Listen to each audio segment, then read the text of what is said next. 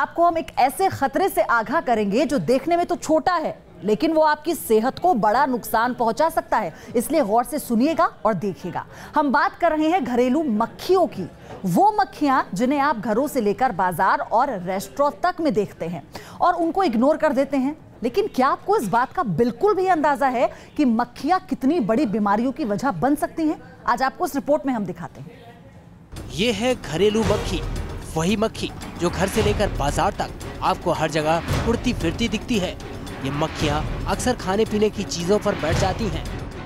आपने सड़क के किनारे ठेलों या खोमचों पर बिकती मिठाइयाँ या दूसरे फूड आइटम्स पर भिनकती हुई मक्खियाँ देखी होंगी। जिन ढाबों या रेस्तरां में साफ सफाई का ज्यादा ख्याल नहीं रखा जाता, वहाँ भी बर्तनों से लेकर खुले खाद्य पदार्थों तक मक्खियाँ उड़ती रहती हैं। जो बाहर मिठाई रहता है या जो भी खाद्य पदार्थ बाहर रहता है, यूजुअली इसमें दो तरह का इन्फेक्शन या कंटेमिनेशन कहते हैं। एक तो कि जो धूल गंदगी जो हुआ वो हुआ ही, प्लस जो मक्खी होती है उसका प्रॉब्लम बहुत ही ज़्यादा होता है। बहुत से लोग जानकारी के अभाव में या फिर लापरवाही की वजह से इस बात को नज़रअंदाज कर देते हैं। वो शायद इस बात से वाकिफ नहीं होते कि मक्खियों की वजह से भोजन प्रदूषित हो जाता है और ऐसा खाना गंभीर बीमारियों की वजह बन सकता है। बात मुंह मीठा करने की हो या कुछ स्वादिष्ट खाने की, आप दुकान में जाते हैं और बहुत आराम से जो बिक रहा होता है वो खरीद कर ले जाते हैं, मगर वो बिक कैसे रहा है, कितनी सावधानी से बेचा जा रहा है, कितनी सफाई से बेचा जा रहा है, और जो सामान बिक रहा है क्या वो हमारे स्वाद बढ़ाने के साथ साथ कहीं हमारे स्वास्थ्य को खराब तो नहीं कर रहा है। आज बजेगा अलार्म, बात होगी इस बात की कि क्या खुले में बिकने वाला सामान हमें खाना चाहिए और ये कितना है खतरनाक, तो हम आपको जगाएंगे। मेडिकल एक्सपर्ट के मुताबिक मक्खियों के कारण इन्फेक्टेड खाने का इस्तेमाल करने से डायरिया और टाइफाइड जैसी बीमारियां हो सकती हैं। देश में हर साल हजारों लोग मक्खियों की वजह से होने वाली बीमारियों की चपेट में आते हैं। इसलिए अलार्म में आज हम आपको इस खतरे से आगाह करेंगे। हम आपको बताएंगे कि मक्खियां सेहत के लिए कितनी नुकसानदेह साबित हो सकती हैं और इस मुसीबत से बचने के लिए आपको क्या सावधानियां बरतनी चाहिए। अच्छा, आपने देखा होगा कि सड़क किनारे बने बहुत से ढाबों और ठेलों पर मिठाइयाँ और समोसे, कचौड़ी वगैरह बिकती रहती हैं, जिन पर मक्खियाँ उड़ती रहती हैं। ये मक्खियाँ अपने साथ बीमारी के कीटाणु लेकर आती हैं। मक्खियों के संक्रमित भोजन के इस्तेमाल से टाइफाइड जैसी गंभीर बीमारी हो सकती है।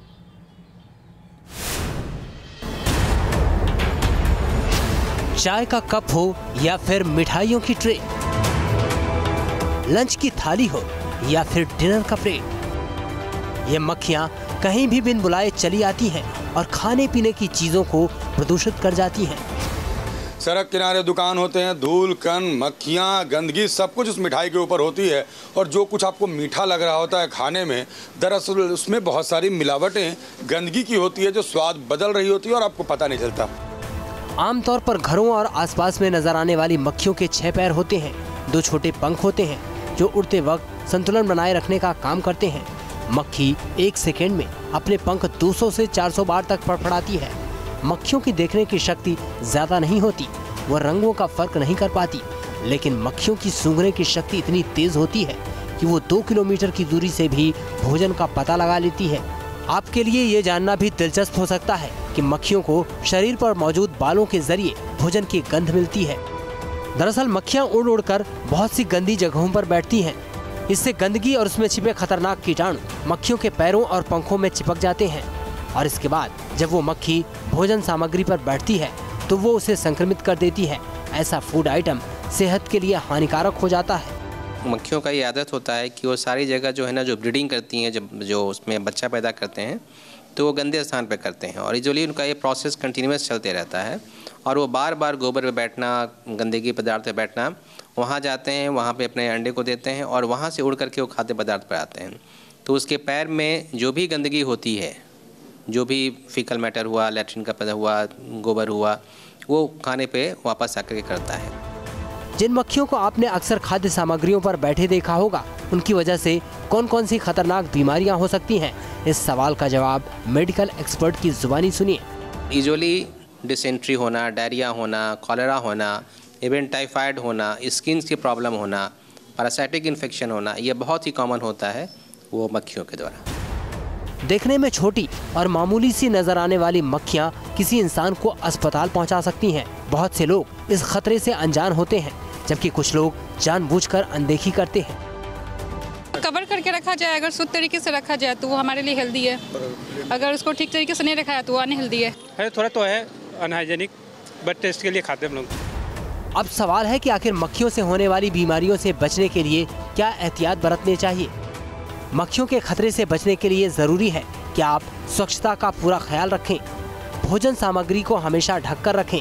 किचन में अक्सर खाने पीने की चीजें गिरती रहती हैं। अगर सफाई ठीक से नहीं की जाए तो वहाँ कॉकरोच और मक्खियाँ पनप सकती हैं।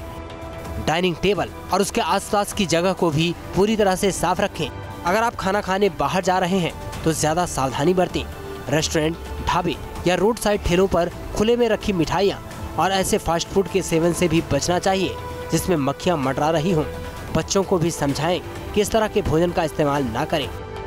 घरेलू मक्खियाँ हमेशा इंसानों के संपर्क में रहती हैं, इसलिए रोगों को फैलाने में भी इनकी बड़ी भूमिका होती है। इसलिए सावधानी बरतें और सेहतमंद रहें। अगर आपको इस तरीके की तस्वीर न दिखती हो, आप कहीं दुकान में मुंह मीठा करने जा रहे हो, केक पेस्ट्री खरीदने जा रहे हो, मिठाई खरीदने जा रहे हो, तो आपके अंदर दिमाग की घंटी बजनी चाहिए।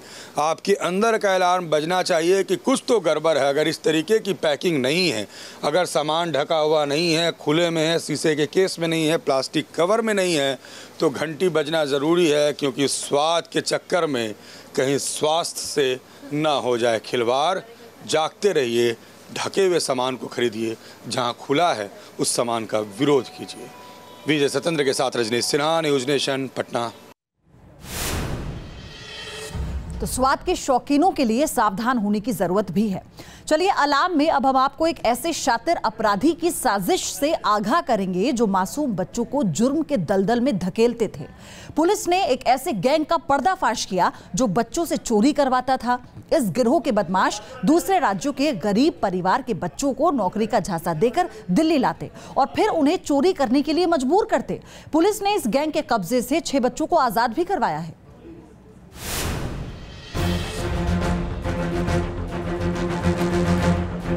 दिल्ली में बच्चा गैंग का भंडाफोड़। बच्चों की आड़ में चोरी की साजिश।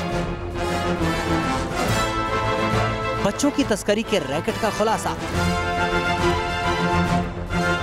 मासूम बच्चों को मुजरिम बनाते थे बदमाश। दिल्ली पुलिस ने एक ऐसे गैंग का पर्दाफाश किया है जो देश के बचपन को बर्बाद कर रहा था।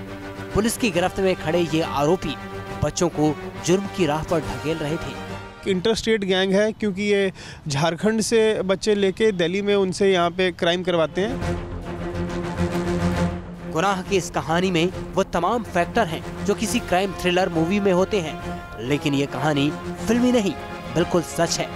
और इसका खुलासा तब हुआ जब दिल्ली पुलिस ने बच्चों की तस्करी करने वाले गैंग का पर्दाफाश कर 3 लोगों को गिरफ्तार किया। इन लोगों के चंगुल से 6 बच्चों को आजाद कराया गया, जिनकी उम्र 10 से 11 साल के बीच बताई जाती है। बताया जाता है कि ये सभी मासूम झारखंड से लाए गए थे। ये लगभग 7 बच्चे अभी जो रेस्क्यू किए हैं वेस्ट डिस्ट्रिक्ट पुलिस ने, ये झारखंड के अलग अलग इलाकों से लेके आए थे। इनको दिल्ली में मेनली ये उनको वेडिंग्स में और मार्केट एरिया में मोबाइल वगैरह चुराने के लिए इस्तेमाल कर रहे थे। तो ये गैंग एक ऑर्गेनाइज्ड वे से काम कर रहा था, और जिसमें ये दिल्ली के बाहर से बच्चों को दिल्ली में लाके यहाँ पे चोरियाँ करवाने का काम कर रहे हैं। इन तीनों आरोपियों के नाम अनिल मंडल, संदीप कुमार और चंद्रशेखर हैं। पुलिस के मुताबिक ये गैंग काफी वक्त से पश्चिम दिल्ली में एक्टिव था। ये जो वेस्ट डिस्ट्रिक्ट ने भी इसमें एक मामला दर्ज किया है, रादर इसमें ये अक्यूज्ड मेन अनिल मंडल है और इसके साथी जिनको गिरफ्तार किया गया है। अब आपको बताते हैं कि आखिर इस गैंग की मॉडस ऑपरेंडी क्या थी। आखिर किस तरह ये बच्चों का इस्तेमाल कर चोरी की वारदात को अंजाम देता था। दरअसल ये गैंग गरीब परिवार के बच्चों को टारगेट करता था। पूछताछ में पता चला कि ये गिरोह झारखंड के बच्चों को लेकर आता था। ये बदमाश पेरेंट्स को झांसा देते थे कि वो उनके बच्चों को नौकरी दिलाने के लिए ले जा रहे हैं। इसके बदले में हर एक बच्चे के माँ पिता को 30,000 रुपए दिए जाते थे। लेकिन दिल्ली लाने के बाद इन बच्चों को अपराध के दलदल में धकेल दिया जाता था। दूर दराज से आने वाले बच्चे दिल्ली में बेसहारा होते थे। उनके पास इन बदमाशों की बात मानने के अलावा कोई चारा नहीं होता था। ये गैंग इन नाबालिग बच्चों से दिल्ली के मॉल, बाजार और दुकानों में चोरी करवाता था। इसके अलावा शादी समारोहों में भी इन नाबालिग बच्चों को चोरी करने के लिए मजबूर किया जाता था। बदमाश इन बच्चों को पर्स, मोबाइल और ज्वेलरी जैसी महंगी चीजें चुराने के लिए कहते थे। बच्चों पर आम लोगों का शक नहीं होता था, इसी का फायदा ये गैंग उठाता था। क्योंकि इनका ये मोडस ऑपरेंडी ये है कि ये बच्चे अगर एक बार पकड़े भी जाते हैं तो ये खुद जो मेन एक्यूज्ड हैं, जो कि अबेटर्स हैं, वो इसमें सामने नहीं आते। लेकिन इस बार ये गैंग बस्ट हुआ है। इसके अलावा बच्चों के इस्तेमाल के पीछे एक और साजिश होती थी। बच्चों से चोरी करवाकर ये खुद पुलिस के रडार पर आने से बच जाते थे। साथ ही नाबालिग अगर पकड़े जाते तो उन्हें सजा भी कम होती थी। नाबालिग बच्चों पर कोई शक नहीं करता है और अगर ये पकड़े जाते हैं तो जेजे एक्ट के तहत इनकी सज़ा कम होती है। मानव तस्कर इसी बात का फ़ायदा उठाकर दूर दराज इलाकों से बच्चों को खरीद कर दिल्ली लाते थे और यहाँ पर उनसे जुर्म करवाते थे। फिलहाल 3 मानव तस्कर पुलिस की गिरफ्त में हैं और पुलिस इस गिरोह की जड़ तक पहुँचने की कोशिश कर रही है। पुलिस को इस गिरोह के पास से महंगे मोबाइल फोन भी बरामद हुए हैं जो चोरी के थे। पुलिस के मुताबिक इन बदमाशों पर चोरी के 4 मामले पहले से दर्ज हैं। वीडियो जर्नलिस्ट जगदीश चंद्र के साथ रिजवान आरिफ, न्यूज़ नेशन, दिल्ली। हाल ही के दिनों में ऐसी कई घटनाएं हुई जहां मर्डर और रेप जैसे संगीन वारदातों में नाबालिग का नाम आया। सवाल है कि आखिर देश का बचपन जुर्म के जाल में क्यों फंसता जा रहा है। अगर स्कूल में पढ़ने वाले बच्चों पर मर्डर का आरोप लगता है तो इसका मतलब है कि उनकी परवरिश और तालीम में कोई गंभीर कमी रह गई। गुरुग्राम के प्रद्युम्न मर्डर केस में सीबीआई ने जिस नाबालिग लड़के को आरोपी बनाया था उस पर अब बालिगों की तरह केस चल सकता है। इल्जाम है कि 11वीं क्लास में पढ़ने वाले इसी लड़के ने मासूम प्रद्युम्न का कत्ल कर दिया। इसी तरह हाल ही में ग्रेटर नोएडा के एक अपार्टमेंट में रहने वाले एक नाबालिग लड़के पर आरोप लगा कि उसने अपनी मां और बहन को बेरहमी से मार डाला। सवाल है कि आखिर जिस उम्र में बच्चों को अपना भविष्य गढ़ना चाहिए उस वक्त वो अपराध की अंधेरी और खतरनाक डगर क्यों पकड़ लेते हैं। आंकड़ों की बात करें तो नाबालिग अपराधियों द्वारा किए जाने वाले अपराधों की तादाद में हाल के समय में बढ़ोतरी हुई है। जुवेनाइल अपराधियों के लिहाज से दिल्ली का रिकॉर्ड देश में सबसे खराब है। एनसीआरबी यानी नेशनल क्राइम रिकॉर्ड ब्यूरो के मुताबिक 2016 में 2368 ऐसी वारदात दर्ज की गई जिनमें किसी न किसी नाबालिग को आरोपी बनाया गया। इन मामलों में 4679 नाबालिगों को हिरासत में लिया गया और 1311 आरोपियों को काउंसलिंग के लिए भेजा गया।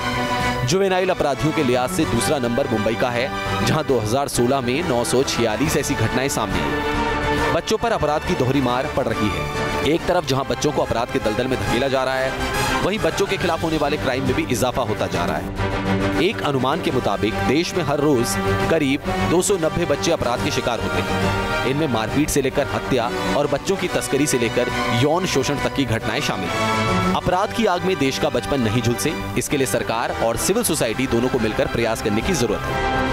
हर माँ, पिता और टीचर की ये जिम्मेदारी है कि वो बच्चों पर निगरानी रखें। कई बार बच्चे अकेलेपन, कुंठा, उपेक्षा या बुरे बर्ताव की वजह से गलत रास्ते पर चलने लगते हैं। जरूरत है कि वक्त रहते ऐसे नाबालिगों की काउंसलिंग की जाए और उन्हें जिंदगी का सही रास्ता दिखाया जाए। Team news nation. तो नाबालिग के साथ हो रहे अपराधों का एक तरफ ग्राफ बढ़ता जा रहा है तो दूसरी ओर नाबालिग अपराधियों का आंकड़ा भी बढ़ता जा रहा है। जरूरत है सावधान रहने की और अलार्म में आगे भी आपको ऐसे ही हम आगाह करते रहेंगे।